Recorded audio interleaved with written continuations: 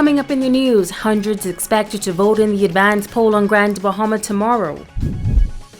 The Christian Council concerned about voters in quarantine. And the Grand Classica has suspended service to Grand Bahama. The Bahamas Tonight, the Northern Edition, starts now. This is the Bahamas Tonight, Northern Edition.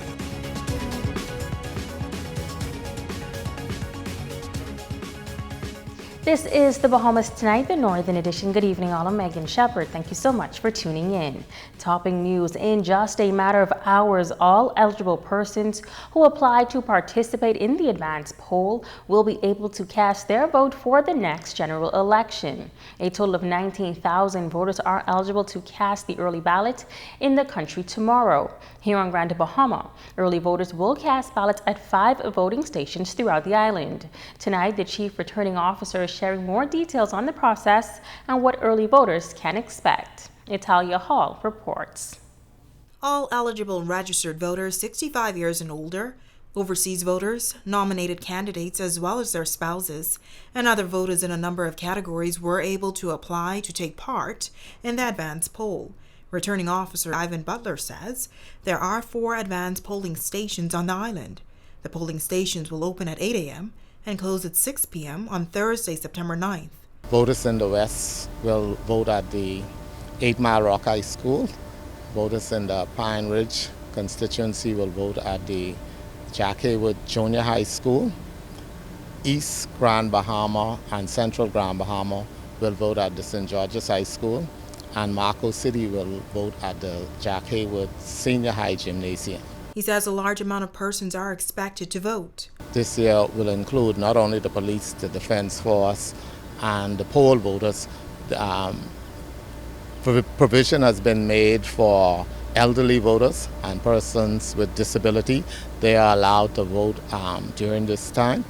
And we want the voters also to know that many persons would have made application, but if, for whatever reason, if their name does not appear on the register, no need to fear or panic.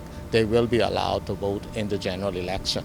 Butler says lots of preparation was done. A lot of training has been done with the workers. We look forward to a smooth election process. The poll workers are ready. The facilities are ready. And what's important also in this environment is that we have election during a COVID. All measures have been made to ensure that the voters and the workers are safe. We anticipate a smooth process, and we just encourage voters to be patient while at the poll, and we will do all that we can to ensure that every voter is given the opportunity to cast their vote, not only during the advance poll, but also on the election day. More polling stations will be added for the general election. Each constituency in Grand Bahama is averaging somewhere around 5,000 voters, and so on election day we intend to spread out the number of polling stations. I can tell you that the Marco City has approximately 18 polling stations, and similar in all the other constituencies. Now, once the polling stations close at 6 p.m., all ballot boxes will be sealed and the votes will not be counted until Election Day on September 16th.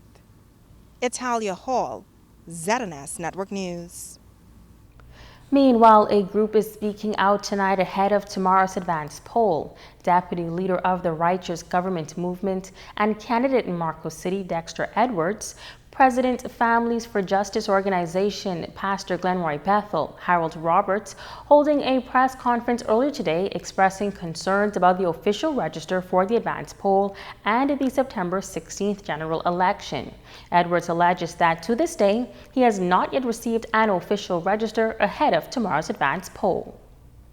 It is not fair to me as a candidate for Marco City to not have the register so I can go through it and screen down through that to understand who is on this register and who is not on the register. I cannot even try to investigate if those persons that are on the register is still alive. That's a problem for me. Now, ZNS News spoke to consultant and former parliamentary commissioner Errol Bethel for a response to the claims. We were told that every candidate is entitled to a free copy of the register upon calling and requesting one. We were also informed that the register was certified on Monday of this week. The register that candidate Edwards and others paid $5 for is essentially the same register but with some slight changes. Prepare to head to the advanced poll tomorrow and then again on September 16th for the general election. There is a group of people that are still in limbo, those that have been placed in quarantine by health officials. While the president of the Grand Bahama Christian Council, Reverend Dr. Robert Lockhart, is expressing his concern about whether or not this group of voters will be disenfranchised. I really wished that the government had worked out something for those persons, because I don't think someone should be robbed of their rights as a result of being sick. I think even though someone may not be well, there should still be some accommodations for those persons under these special circumstances. And because these are special circumstances should have been in place to deal with it so that persons would not be disenfranchised by a global pandemic that nobody, especially in the Bahamas, is responsible for. And so we want as many of our people to carry out there to be able to exercise their constitutional right to vote, and that's one of our greatest constitutional right, and that we should never be robbed of that. And so accommodations should have been made for that. But nonetheless, we look forward to it, and let's continue to be praying for safety for our people, that we move out of this, and that we have a great election day, smooth as we always do. Now, the Minister of Health, Renward Wells, said yesterday that the government is exploring ways to allow individuals in quarantine to vote. However, he emphasized that no final decision had been made yet, and health officials have strongly recommended that those in quarantine not be permitted to cast their ballots. Wells said the government understands the issue of constitutionality and persons wanting to exercise their rights. Hence, a discussion is going to be had on the recommendation because the health officials did send forward options. Bahamas Paradise Cruise Line's Grand Classica has suspended cruise operations to Grand Bahama and is now assisting with Hurricane Ida recovery in New Orleans. Due to the deployment, Bahamas Paradise canceled all cruises in the near future and did not specify when cruises would resume to Grand Bahama. But in a notification to passengers holding current reservations, the cruise line said that guests willing and able to move their cruise to a new date instead of canceling would receive a cruise certificate for a complimentary cabin for two on a future sailing. The Grand Classica is currently assisting the Louisiana Power Company, housing more than 1,500 workers, technicians, engineers, and other frontline workers engaged in recovery efforts after Hurricane Ida left large sections of Louisiana without power on August 29th. Officials of the Grand Classica say the ship will serve as a crisis management center. And switching gears now, the cruise ship industry is beginning to pick up on Grand Bahama after coming to a complete halt for months due to the COVID-19 pandemic. Tonight, the president of the Grand Bahama Taxi Union says, although the cruise ships have returned, taxi drivers are not seeing a fair share of the pie, but he admits that the government has intervened and is addressing the issue. Italia Hall has more. We cry, plead, and all this taxi drivers greedy. Taxi drivers ain't greedy. Taxi drivers just trying to fight for what's rightfully their own. Cruise ships returned to Grand Bahama in June 2021. Since then, passengers have been coming to the island on a regular basis. While many business owners say that business is beginning to pick up, President of the Grand Bahama Taxi Union, Harold Curry, says for taxi drivers, it is the total opposite, as business is slow. The Royal Caribbean Cruise Line, when it's bringing passengers, they do their booking on board the ship, which is illegal. What happens is they targeting the 1 and 2 and 3 passengers that comes on the cruise ship, which is in a group. What happens, the tour operators, they're working along with the cruise ship, and they're targeting the 1, 2, and 3 passengers, which we call FIT passengers, free international travelers. And they group them together as a group, and they put them on the tour buses, which is really illegal, which shouldn't be happening. The Royal Caribbean, when it comes in here, it doesn't move no more than about 6 to 7 cars the most. Everybody goes on the on the tour buses.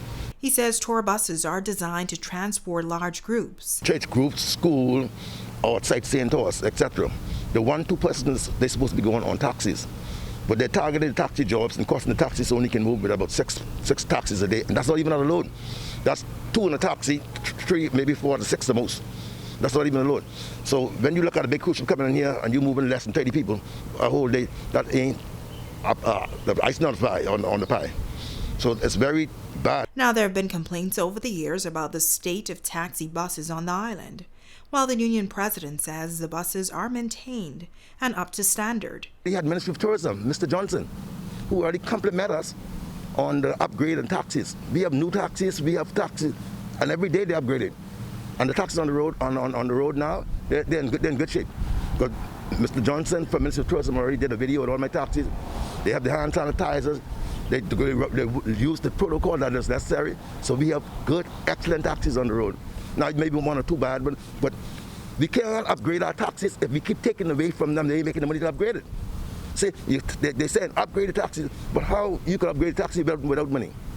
The jobs come in here, and what really supposed to be taxi driver job, you're giving it away. He says additionally there is a concern with another cruise ship regarding luggage jobs, but he says that all of these concerns have been shared with the Minister of Grand Bahama, who is assisting them.